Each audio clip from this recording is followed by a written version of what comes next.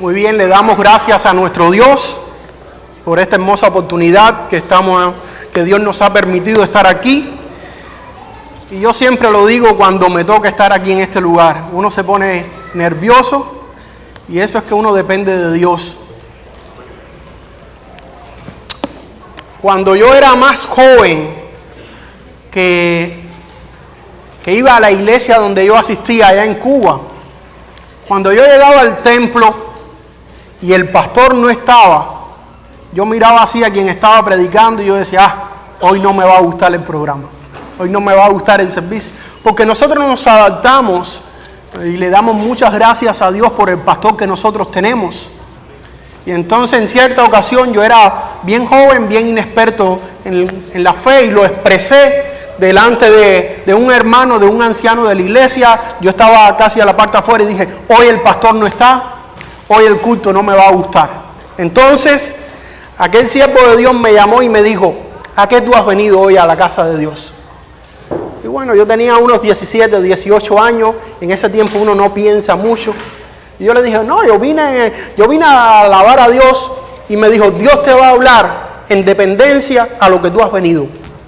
Y si nosotros en esta mañana, en este día, hemos venido a adorar a Dios, Dios nos va a hablar. De hecho, ya nos ha hablado a cada uno de nosotros con estos signos, con la alabanza, con la lectura de la Biblia. Y le damos gracias a Dios por este día. Porque nosotros, como yo hoy lo dije, estamos en el mejor lugar. En este momento, en la casa de nuestro Dios. Disculpen, extrañamos al pastor, pero él está en otra iglesia en el día de hoy predicando la palabra de Dios y nos dio esta encomienda a nosotros. Así que trataremos de hacerlo, como siempre, para la gloria y la honra de nuestro Dios.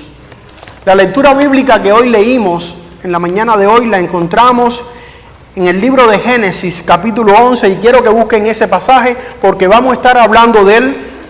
Génesis, capítulo 11, y yo he titulado este mensaje de esta siguiente manera, el título es un poquito largo. Dice, lo que otros hacen sin la aprobación de Dios, que tú y yo deberíamos de hacer. ¿Por qué? Porque tenemos la aprobación de Dios para hacerlo. Repito, lo que otros hacen sin la aprobación de Dios, que tú y yo sí tenemos la aprobación de Dios para hacerlo. Oremos. Señor, nosotros en esta hora nos ponemos en tus manos. Te damos gracias por todo lo que hemos disfrutado hasta este momento. Señor, reconocemos nuestra insuficiencia. Nos ponemos en tus manos y te pedimos que tú ministres tu palabra con el poder del Espíritu Santo. Habla a tu pueblo, Señor, porque hemos venido en este día para adorarte y recibir palabra tuya. En el nombre de Jesús oramos. Amén. Este pasaje que encontramos en Génesis capítulo 11 habla acerca de la Torre de Babel. Voy a hacerle un poquito de historia bien rapidito, porque yo sé que hay visitas, quizás alguien no conozca de este pasaje. Dios creó todas las cosas y dice la Biblia que cuando lo creó, dice, y era bueno, y era bueno, y era bueno. Y cuando terminó de hacer todas las cosas, dijo, y vio Dios que todo era bueno en gran manera. Después que hizo al hombre y a la mujer, porque ahí dice, no es bueno que el hombre esté solo. Cuando Dios terminó de hacer todas las cosas, lo único que no era bueno era que el hombre estuviese solo. Pero le hizo la ayuda idónea, la mujer. Pero ¿qué sucede? Dios le dijo al hombre que podían hacer de todo en el huerto del Edén, excepto algo. Le dijo que no comieran de un árbol. Ustedes conocen la historia. Pero ¿qué fue hacer el hombre? Lo primero que el hombre hizo, el primer pecado allí, fue la desobediencia. Y el hombre y la mujer fueron y comieron del árbol que Dios le dijo que no comiera. Nosotros, por naturaleza, somos desobedientes. Y aunque este no es el mensaje, yo le voy a decir algo. Mire, si nosotros, yo creo que se lo he comentado a ustedes, pero para llamar la atención nuevamente, si nosotros en este momento, en esta cerca de aquí del lado, la hiciésemos de madera y cogiésemos y le hiciésemos un pequeño hoyo a la madera, en toda la cerca un solo hoyo, yo estoy seguro que las personas pasan por la acera y ni cuenta se dan que el hoyo está ahí. Pero, si nosotros le ponemos un cartel que diga, por favor, no mire por este hoyo. ¿Qué ustedes creen que sucede? Enseguidita vamos a... Oye, pero ¿por qué será? ¿Saben qué sucede? La desobediencia en nuestras vidas nos llevan a tristes consecuencias. Y el hombre desobedeció, el hombre y la mujer desobedecieron y fueron echados del huerto del Edén. Y después Dios trajo un diluvio sobre toda la humanidad. Pero siempre han habido hombres y mujeres que se han mantenido fieles, aún pese a las circunstancias. Y dice la Biblia que Dios miró a Noé, y Noé era un hombre que tenía temor de Dios. Nosotros conocemos la historia, Dios envió el diluvio, se exterminó toda la raza humana, pero Noé sobrevivió. Y dice la Biblia que Dios le dio a Noé y a su descendencia una encomienda. Y esa encomienda la encontramos en Génesis capítulo 9, el versículo 1. Esto era lo que Dios le había dicho a los hombres que hiciesen. Dice el versículo 1 de Génesis capítulo 9. Bendijo Dios a Noé y a sus hijos y les dijo, fructificad y multiplicaos y llenad la tierra. Le dijo, miren, multiplíquense, llenen la tierra. ¿Qué hizo el hombre? Capítulo 11, que es la lectura, el pasaje que nos ocupa. Capítulo 11, dice la Biblia, tenía entonces toda la tierra una sola lengua y una misma palabra. Y aconteció que cuando salieron del oriente hallaron una llanura en la tierra de Sinar. Voy a leer el pasaje hasta el versículo 5. Y se establecieron allí y se dijeron unos a otros, vamos, hagamos ladrillo y cosámoslos con fuego.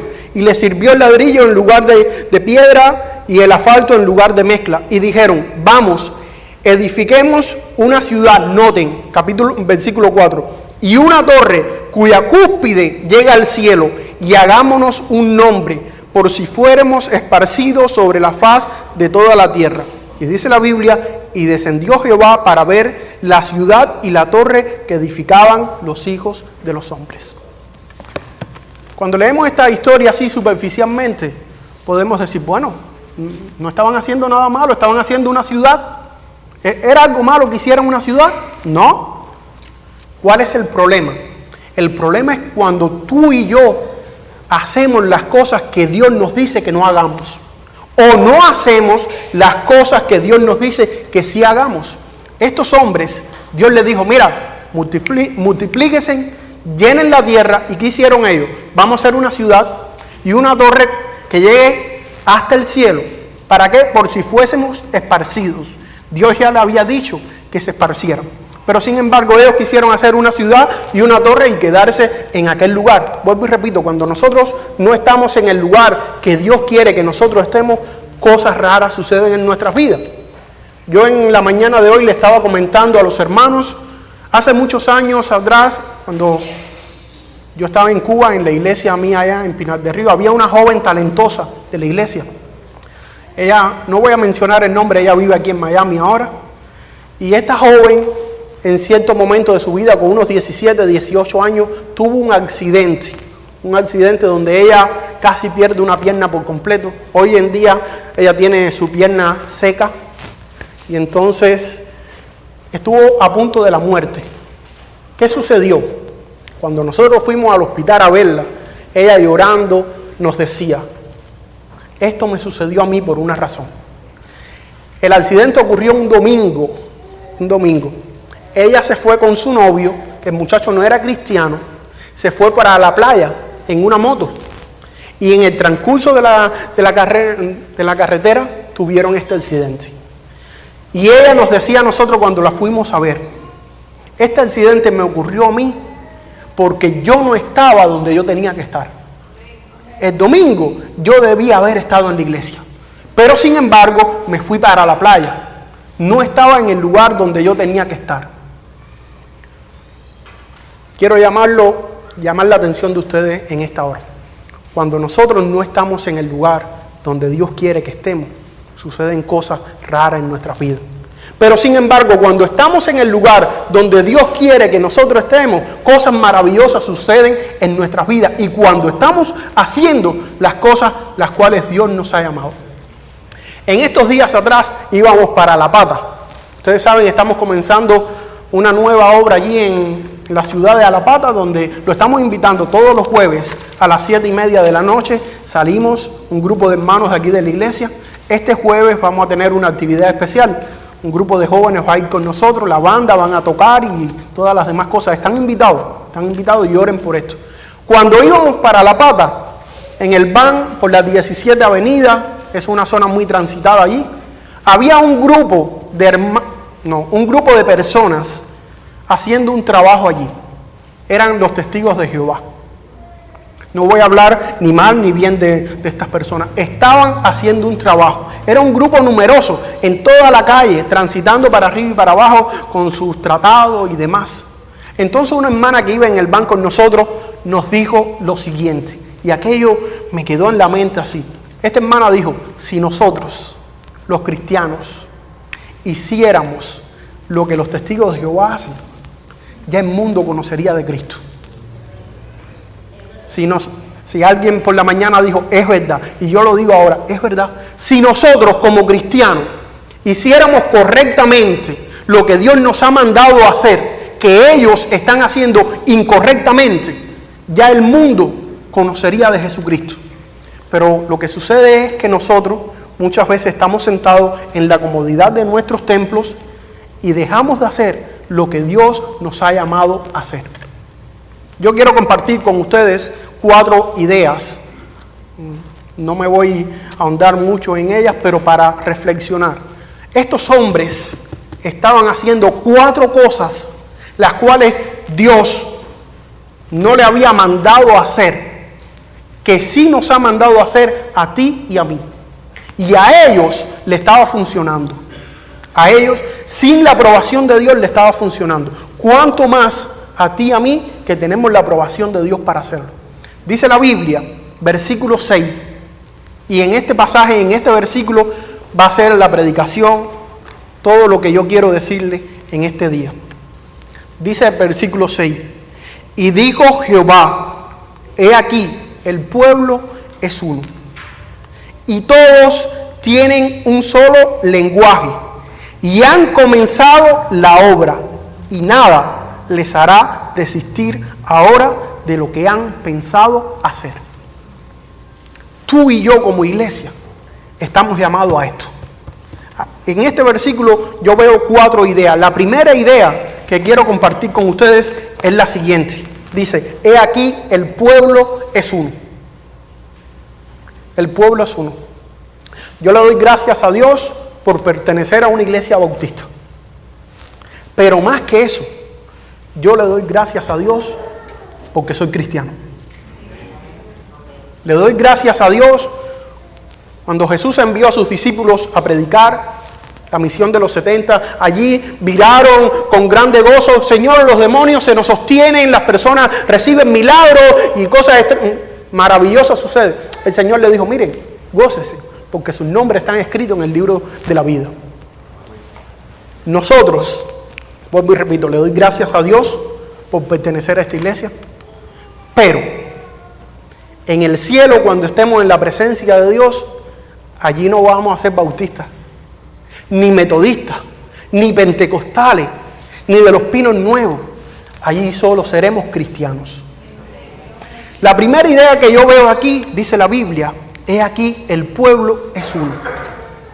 Cuando Jesús ora, allí en Juan capítulo 17, por la iglesia, que ahí estamos tú y yo, incluidos en esa oración, una de las cosas que Jesús le pide al Padre es lo siguiente: Padre, que sean uno, como tú y yo somos uno. Y vuelve a repetir en el versículo 22, eso está en Juan capítulo 17, versículo 11, y vuelve a repetir en el versículo 22, Padre, que sean uno, para que el mundo te conozca, como tú y yo somos uno. La iglesia de Jesucristo, tú y yo, la iglesia universal de Jesucristo, debemos ser un mismo pueblo. Estar unidos, Cuando estamos unidos, me encanta cada vez que Guillermo habla y dice cosas entre nosotros. Aquí la gloria es para Dios. El único que merece la gloria, la honra y la alabanza es Dios. Es Dios. Pero cuando el pueblo de Dios se une, cuando la iglesia se une en un propósito, cosas maravillosas suceden. Cosas maravillosas. Dios se mueve en medio de su pueblo. Pero cuando hay discusiones, cuando hay contienda, cuando hay tira para acá, ala para allá, ahí no se mueve Dios. Ahí no se mueve Dios. Y Dios quiere que tú y yo, como pueblo de Dios, nos unamos. Como iglesia, Dios quiere que estemos unidos en un mismo propósito y no creernos ni mejores ni superiores a nadie. Si en algún momento de nuestras vidas, ya sea en el área espiritual, en el área económica, en cualquier área de nuestra vida, Dios nos pone en un lugar de privilegio, ¿saben para qué es? Ok, para que seamos mejores siervos. Mejores siervos. En la mañana lo dije y lo voy a repetir ahora. Un día me reuní con los jóvenes aquí en el comedor y le hice una pregunta a ellos. ¿Hoy están ahí? Yo le pregunté, ¿cómo se llama el pastor de la iglesia? ¿Saben qué me dijeron? Felipe Rodríguez. Muy bien, claro. ¿Cómo se llama el director del coro de la iglesia? Joel Costoya. ¿Cómo se llama la hermana que atiende a los jóvenes? Yarminia Galea. Todo. Le dije, ¿cómo se llama la hermana que limpia el piso aquí en...? Sí, ahora me lo dice. En aquel momento dijeron, yo creo... No pudieron decirme. No pudieron decirme. Hasta que algunos después me dijeron, ¿qué quiero decir con esto? El pastor no es mayor que Heidi. Tú, joven, no eres mayor que ella ni mejor. Yo no soy mejor que Joel. El coro no es mejor que ustedes. Todos somos un pueblo en Cristo. Cuando lleguemos a la presencia de Dios, no es yo soy pastor, yo soy ministro, yo soy bautista, yo soy metodista, no. Lo que somos, lo que tenemos es por la gracia de Dios. Y aquí quien merece, vuelvo y repito, la gloria, la honra y la alabanza es Él. Así que si Dios te ha puesto, que de hecho nos ha puesto en lugares privilegiados, porque no hay mayor privilegio para un hombre que llamarse hijo de Dios. No es para juzgar, no es para criticar, sino es para servir a Dios en unidad. Dice la Biblia que estos hombres comenzaron a hacer una obra, pero lo primero que tenían, dice aquí, el pueblo era uno. Era uno. Cuando el pueblo de Dios se une, cosas maravillosas suceden.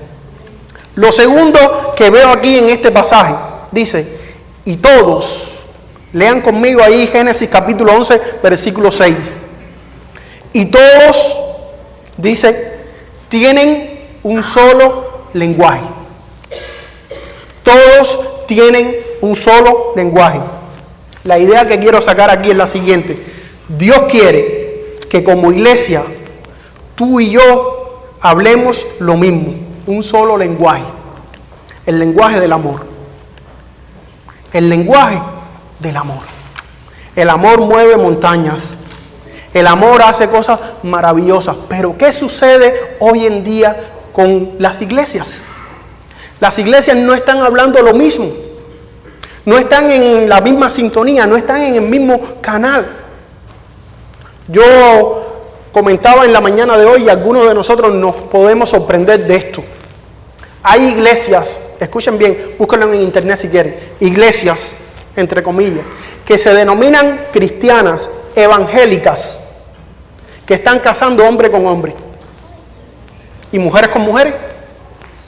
¿Bajo qué? No, es que el amor, y el amor es de Dios, que están aceptando dentro de sus congregaciones y están haciendo cosas extrañísimas. ¿Por qué?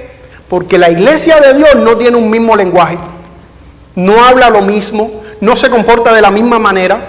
Mientras tanto, no suceda que tú y yo como pueblo de Dios digamos lo mismo, hablemos un mismo lenguaje, nos comuniquemos según la palabra de Dios, no va a suceder nada.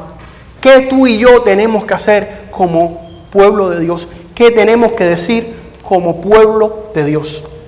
Miren, los métodos pueden cambiar, que de hecho cambian. Los métodos cambian. No son los mismos métodos que se usan hoy a los que se usaban hace 70 años atrás, ni 100 años atrás. Miren, el piano, una cosa tan sencilla como un piano. El piano se constituía algo hereje dentro de las iglesias. No se usaban piano, era algo hereje. Hoy en día nosotros usamos piano, PowerPoint, tenemos muchas cosas. ¿Qué quiero decirle? Los métodos cambian, pero el mensaje no puede cambiar. El mensaje que tú y yo como iglesia tenemos que darle a este mundo no puede cambiar. ¿Qué es lo que tú y yo como iglesia tenemos que estar diciendo? Escuchen bien. Primero, tenemos que seguir enseñando que Jesucristo es la única solución para este mundo. Que solo en Cristo hay redención, salvación, perdón y vida eterna. Eso nosotros tenemos que enseñarlo. Tenemos que enseñar, escuchen bien, cueste lo que cueste. Tenemos que seguir condenando el pecado. No al pecador, no a las personas, sino el pecado. Hoy en día hay personas las cuales están en pecado y la iglesia de Dios se hace los de la vista gorda. Con amor, tú y yo, hablando un mismo lenguaje, tenemos que condenar el pecado, cueste lo que cueste, porque Dios nos va a pedir cuenta a ti y a mí. Dios nos va a pedir cuenta a ti y a mí. Otra de las cosas que tenemos que hacer como iglesia, tenemos que hablar y vivir en santidad. De eso no se menciona mucho en las iglesias. Gracias a Dios, en nuestra iglesia sí. Y le damos gracias a Dios por el pastor que tenemos. Pero vamos a otros lugares o escuchamos mensajes en la radio, en la televisión, que no hablan de santidad. Hablan de prosperidad, hablan de sanidad, pero de santidad no. De todas formas, lo que hace falta es que vengan al templo. Y hay templos que tienen 10,000, 15,000 personas dentro, pero no se le habla de un estilo de vida que tú y yo debemos mantener como cristianos. Cuarto, tenemos que seguir insistiendo en nuestra iglesia que cada uno de nosotros necesita tener una relación real, personal y continua con Jesucristo. ¿Cuántas cosas la iglesia de Dios necesita? Tener el mismo lenguaje. No, porque en mi iglesia se dice tal cosa y escuchamos por ahí personas que dicen, no, yo no voy a la iglesia, son justificaciones. Yo no voy a la iglesia porque cada uno dice una cosa diferente. Cada uno dice que su iglesia es la verdadera. Cada uno dice, miren, tú y yo tenemos que decir lo que dice la palabra de Dios y punto. ¿Que nos va a costar? Sí, porque vivir en santidad cuesta. Decirle a una persona, confrontarlo y llevarlo al arrepentimiento.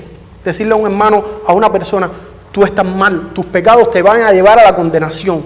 Necesitas tener un encuentro con Jesucristo. Eso cuesta. ¿Por qué? Porque no te puedes meter en la vida de las personas. ¿Por qué? Porque tú no eres quien para... cada cual vive de la manera que quiere. Pero nosotros como pueblo de Dios, como iglesia de Dios, Dios nos va a pedir cuenta. Así que tenemos que hablar un mismo lenguaje. Tercero, noten ahí conmigo. Dice, y han comenzado la obra. Han comenzado la obra. Miren cuántas cosas estas personas estaban haciendo incorrectamente que tú y yo sí debemos hacer correctamente. Primero, vimos que el pueblo era uno. La unidad entre el pueblo. Segundo, que el pueblo de Dios, este pueblo y nosotros como pueblo de Dios, debemos decir lo mismo. Tercero, que este pueblo había comenzado la obra. Vuelvo y repito. Los métodos pueden cambiar. Uno no se puede cerrar aquí así, una iglesia ortodoxa. No. Los métodos cambian. Los jóvenes tienen su tipo de música.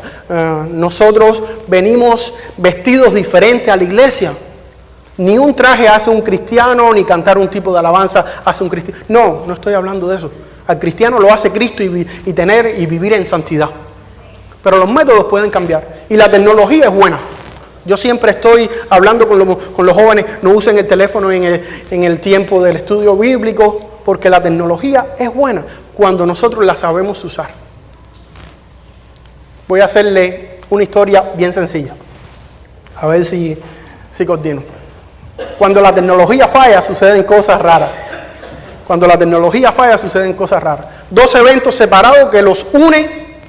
Esta es una historia que escuché. 2 eventos separados que los une un fallo de tecnología. ¿Entienden? 2 eventos que suceden separados, pero lo unió un fallo de tecnología. Un matrimonio que vivía al norte de los Estados Unidos, le regalan unos pasajes para viajar a Hawái. Pero hubo un problema en el pasaje de la señora. Y entonces el esposo tuvo que viajar solo hasta Hawái. Pero otra familia que no tenía nada que ver con esto, la señora había enterrado a su esposo. O sea, el esposo había fallecido, la señora había enviudado. Cuando llega la señora del cementerio a la casa, abre la computadora a leer los mensajes. Y cuando lee un mensaje, cayó desplomada, se desmayó. ¿Qué sucede? Que el otro matrimonio, ¿se recuerdan? El otro matrimonio, el esposo viajó solo. Cuando llega a Hawái, le escribe a la esposa. Pero el correo, por el fallo de la tecnología, no fue a parar a su esposa, fue a parar a la viuda. Y entonces el correo decía de la siguiente manera: mi amor, llegué bien. Mi amor, llegué bien. No te preocupes, no te preocupes. Están haciendo los arreglos para que pronto podamos estar juntos. No te preocupes por traer mucha ropa, pues en este lugar hace un calor infernal. Él estaba en Hawái. ¿Se imaginan? Cuando la viuda leyó aquello, se desplomó. Cuando la tecnología falla. Pero cuando no falla, es maravilloso y la podemos usar. Pero el mensaje no puede cambiar. El mensaje bíblico es el mismo. La iglesia tiene que hablar lo mismo. Sigue diciendo aquí, tercero, y han comenzado la obra. ¿Qué obra? Ellos la torre. ¿Qué obra Dios nos ha pedido a nosotros que comencemos? Mira, el mensaje, vuelvo y repito, sigue siendo el mismo. Jesucristo nos dijo, por tanto, id y haced discípulos a todas las naciones, predicando el Evangelio. Es hora de que nosotros, como iglesia de Dios, despertemos. Estos pececitos, deja ver si ustedes dirán, ¿y estos pececitos de esta mañana qué hacen aquí? ¿Los ven aquí? Qué bonito. Un momento.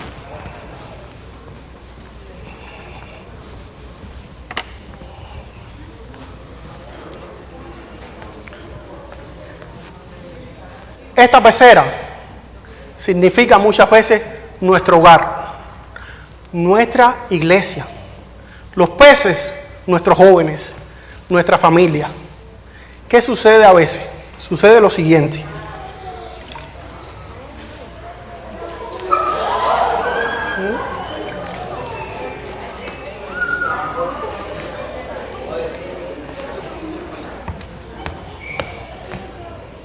Gracias.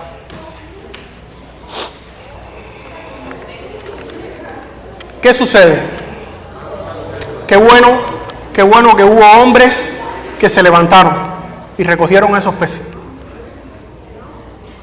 Qué bueno que hubo hombres que se levantaron y recogieron esos peces. Esos peces son nuestros jóvenes. Esos peces son nuestra familia. Muchas veces nosotros queremos tener hogares fuertes, iglesias fuertes, familias saludables, pero los jóvenes se están perdiendo en el mundo. Y nosotros como iglesia de Dios nos quedamos sentados. Nosotros como iglesia de Dios no hacemos lo que tenemos que estar haciendo por nuestra familia, por nuestro hogar, por nuestros jóvenes. ¿Saben qué? si esos pececitos se hubiesen muerto ahí en el piso, yo solo no iba a ser el culpable, ustedes también. ¿Por qué ustedes también? Porque ustedes, mirándolo, lo dejaron en el piso. Yo sé que algunos estaban en shock, los peces son de verdad. Yo sé que algunos estaban en shock y dijeron, ¿qué sucedió aquí? Pero mientras nuestros jóvenes se están perdiendo, mientras los hogares se están destruyendo, mientras muchos de nosotros estamos observando, estamos sentados. Estamos sentados, que lo haga otro. Eso no me toca a mí. Yo estoy cómodo donde estoy. Dios nos va a pedir cuenta. Dios nos va a pedir cuenta a ti y a mí. Dice aquí la Biblia que los hombres habían comenzado la obra. ¿Qué te detiene a ti? ¿Qué me detiene a mí para hacer la obra que Dios nos ha encomendado hacer? Qué bueno que estos hombres se levantaron, si no los peces se iban a morir. Qué bueno que hayan dentro de nosotros hombres, mujeres, jóvenes que se levanten, porque esta sociedad se está muriendo. Se le está enseñando a los jóvenes que ellos pueden hacer lo que ellos quieran, que ellos son libres para decidir, para vivir, que Dios no necesita estar en sus vidas. Se le están enseñando, hoy en día hay una propaganda muy grande sobre el uso de la marihuana y demás cosas, alejando a Dios de nuestras vidas. ¿Qué estamos haciendo tú y yo como iglesia de Dios? ¿Qué nos detiene? ¿Qué nos detiene? Así que, si nosotros como pueblo de Dios, si nosotros como iglesia de Dios no hacemos la obra, escuchen bien, alguien la va a hacer. Alguien le va a meter a los jóvenes sus ideas. Alguien va a meterse en nuestros matrimonios y le van a meter sus ideas y la obra se va a hacer mal hecha. Así que si queremos tener hogares sanos, iglesias sanas, matrimonios sanos, jóvenes sanos, no dejemos que se mueran en el mundo. Vamos a traerlo a la pecera. La pecera no es la iglesia, la pecera se llama Jesucristo. Vamos a traerlo al lugar donde ellos pueden estar sanos y salvos. Esos peces fuera del agua se mueren. Nosotros sin Cristo, dice la Biblia, estábamos muertos en nuestros delitos y pecados. En Cristo somos más que vencedores. En Cristo hay salvación. Dice la Biblia que estos hombres habían comenzado a hacer la edificación, habían comenzado a hacer la obra, habían comenzado a hacer la torre y nada los iba a detener. De tal manera que si Dios no baja allí, interrumpe aquello, ellos estaban determinados a hacer la obra. Pueblo de Dios, nosotros, Dios nos ha mandado a hacer una obra, predicar el Evangelio. Vamos a comenzar por nuestros hogares. Vamos a comenzar por nuestra familia, vamos a comenzar por nuestros hijos, por nuestros esposos, que nosotros cultivemos cada día nuestra relación con Dios, sabiendo lo siguiente, que Dios nos va a pedir cuenta a nosotros por las cosas que podemos hacer y que no hacemos. Termino con la última idea. La última idea de este pasaje dice lo siguiente. Primero, el pueblo era uno. Segundo, todos tenían un mismo lenguaje. Tercero, habían comenzado la obra. Y cuarto, dice, y nada les haría desistir ahora de lo que habían pensado hacer. Aquel que comenzó en vosotros la buena obra, la perfeccionará hasta el día de Jesucristo. No hay mayor gozo. Esto no son palabras vanas. Estas son palabras reales. No hay mayor gozo que servir a Jesucristo. No hay mayor gozo. Es más, eso es lo que nos llevaremos. Dice la Biblia que todo aquí termina, pero las obras con nosotros continúan. Las obras de amor. Y dice la palabra de Dios que Dios no es injusto para olvidar las obras de amor, el trabajo que habéis mostrado para con los santos. Muchos de nosotros trabajamos, todos nosotros, en la inmensa mayoría, para alguien. Que a veces nos explotan en los trabajos, a veces no nos pagan lo que nuestro trabajo merece, a veces el jefe no es fácil. Pero, escuchen bien, nuestro jefe se llama Jesucristo, nuestro Señor. Es el mejor de los jefes. Se lo merece todo. Se lo merece todo. Y escuchen bien, es el mejor que paga. Ya nos ha pagado. ¿Qué nos ha pagado? Salvación y vida eterna. Entonces, en esta hora quiero llamarle a la atención a ustedes. Quiero llamar la atención. Ya han comenzado la obra. Que nada ni nadie los detenga. ¿Hasta cuándo? Hasta que Él venga o nos llame a su presencia. Sé fiel, seamos fieles hasta la muerte. Dios nos dará la corona de la vida. ¿Saben qué? Si Dios no interviene en aquel asunto, estos hombres hacen la torre hasta llegar al cielo, sin la aprobación de Dios. Ahora, tú y yo, con la aprobación de Dios, ¿cuántas cosas podemos hacer? Cuántas cosas maravillosas para su gloria, para su honra y para bendición nuestro. Termino con un versículo de la Biblia en esta hora. Y nuestra oración debería ser la siguiente. Señor, yo quiero comenzar a hacer la obra que tú me has encomendado. Que nada ni nadie la interrumpa. Yo quiero caminar contigo. Mi vida tuya para siempre. El versículo que quiero terminar está en 2 de Timoteo capítulo 4, versículo 5. 2 de Timoteo capítulo 4, versículo 5. Y te lo dejo allí como una exhortación personal para tu vida. Dice, pero tú Jorge, pero tú Alain, pero tú Renier, pero tú Carlos, pero tú Guille, pero tú sé sobrio en todo, soporta las aflicciones, haz obra de evangelismo, cumple tu ministerio, cumple para lo que Dios te ha llamado a hacer, que es para glorificar su nombre y para que le hablemos a otros de Jesucristo.